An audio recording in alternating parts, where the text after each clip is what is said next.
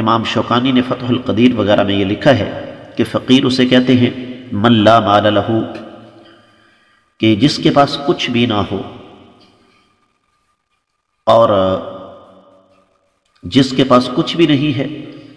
وہ فقیر کہلوائے گا۔ اور دوسری چیز، دوسرا جو مصرف اللہ نے بیان فرمایا وہ ہے مساکین، یہ مسکین کی جمع ہے، جس کے پاس مال ہے، کماتا بھی ہے، لیکن اس بیچارے کے جو اخراجات ہیں ضروری، غیر ضروری اخراجات نہیں، وہ تو طے شدہ بات ہے کہ غیر ضروری اخراجات تو قارون کا خزانہ بھی نہیں بھر سکتا، ضروری اخراجات بھی اس کے پورے نہیں ہوتے۔ آپ فی زمانہ یوں کہہ لیں کہ وطن عزیز پاکستان میں اگر ایک آدمی کے 4 سے 5 بچے ہیں اور اس کی محنت اور کوشش کی حلال کمائی 20,000 سے کم ہے تو اس کو مسکین کے زمرے میں شامل کیا جا سکتا ہے۔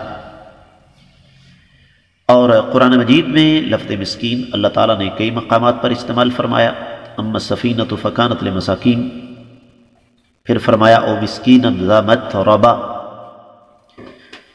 تو اسی طریقے سے پھر حدیث آقا علیہ الصلوۃ والسلام کی جو اس سے پہلے گزر چکی ہے،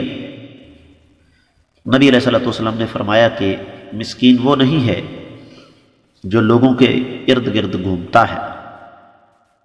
بلکہ مسکین وہ ہے